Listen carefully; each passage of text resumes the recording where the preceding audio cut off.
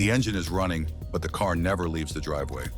He sits there, hands on the wheel, eyes fixed on an horizon he's been dreaming about for a decade, yet he never puts it in gear. You see him in every corner of the modern world. The man in the coffee shop sketching blueprints for a revolution in a notebook that will be lost by Tuesday.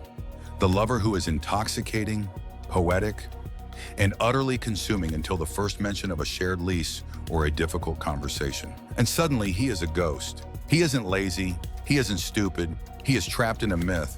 He doesn't even know he's living out. Carl Jung called him the Puer Aeternus, the eternal boy. This is the archetype of a man who has reached the age of maturity but remains psychologically tethered to the nursery. He is a soul allergic to limitation, a spirit committed to infinite potential, but terrified of becoming real. To the Puer, life is a draft. He refuses to pick up the pen and write in ink because ink is permanent, and permanence feels like death. The tragedy of the man-child isn't that he refuses to grow up. It's that he fears death in every form. The death of freedom, the death of possibility, the death of being special. And in his desperate attempt to keep every door open, he ends up standing in a hallway where the air is slowly running out. This is the provisional life. It is a state of existence where everything is temporary, a rehearsal for a play that never actually opens. He lives in the realm of what could be, and the second his feet touch the soil of what is, he retreats into the clouds. But how does a man become an exile from his own life? To understand the man-child, we have to go back to the origin of the wound. Jung pointed toward two primary paths that create this psychological paralysis: the boy who was smothered and the boy who was starved.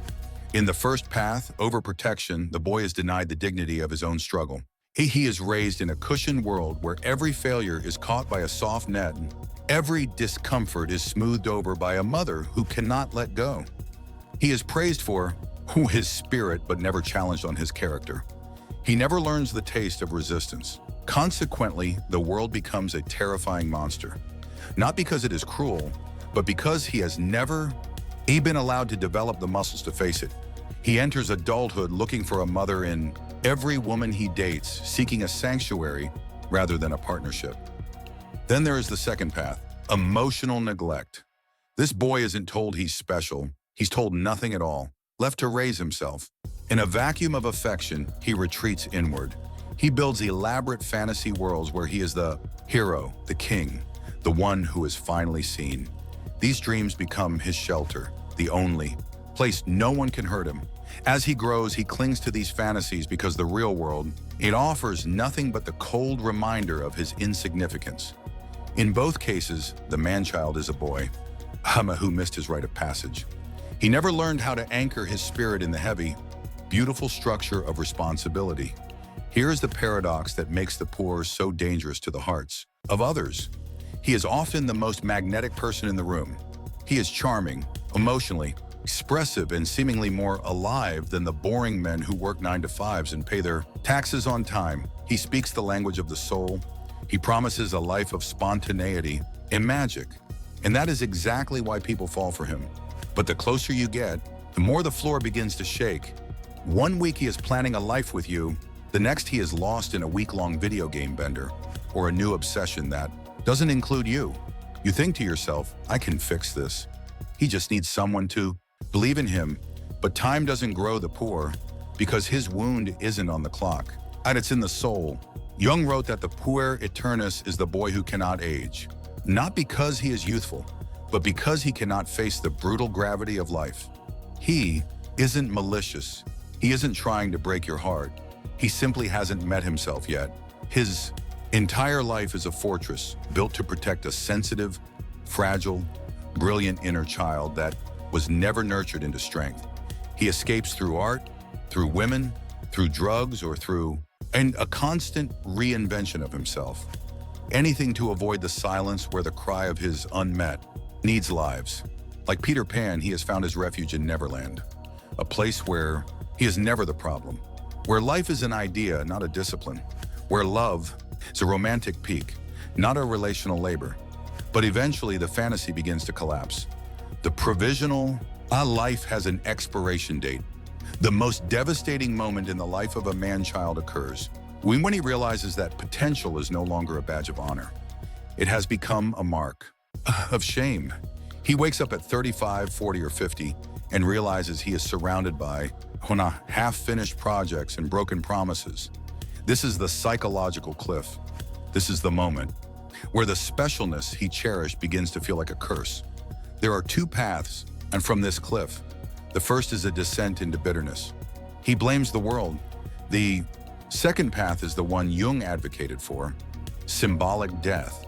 To become a man, the boy must die, not the spirit of the child, not the wonder or the imagination, but the dominance of the boy. He must allow the fantasy of his own extraordinary nature to be sacrificed on the altar of the ordinary. This is where shadow work shifts from a concept to a reckoning. To leave Neverland, you don't just grow up, you grieve. You must grieve in the innocence that was stolen or smothered. You must grieve the years lost to avoidance. You must sit with the parts of yourself you've exiled, the part that is terrified of failure, the part that feels like an imposter, the part that just wants someone to tell him he's enough without him having to achieve greatness. Jungian integration means building an inner father. This is the part of the psyche that provides structure, discipline, and containment. For the puer, the word discipline sounds like a prison sentence. But the truth is the opposite. Discipline is the only thing that can set him free. Without grounding, his brilliance is just a firework, bright for a second, then gone. With grounding, that same fire can heat a home. The dreamer must become the builder. He must choose process over perfection. He must learn to stay in the room when the conversation gets hard. He must learn that the ordinary life, the one with bills and chores and long-term commitment, is not a trap. It is the soil. Nothing grows in the air. Purpose only grows in the dirt. If you recognize the puer in yourself, know this. The world does not need you to be a prodigy. It needs you to be present.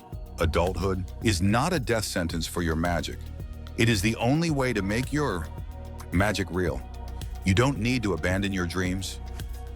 Nervous system. You need to dare to be just a man, because just a man is the only thing that can actually love, actually create, and actually change the world. And to those who love a man-child, understand that he is trying to survive a psychological drowning. You cannot pull him out. If you try to be his inner father or his savior mother, you only reinforce the complex. Sometimes the most Jungian, the most loving thing you can do is to step aside and let the mirror of reality hit him with its full cold weight. The boy inside you doesn't need to be killed. He needs to be fathered. You stop being a draft. You become a story.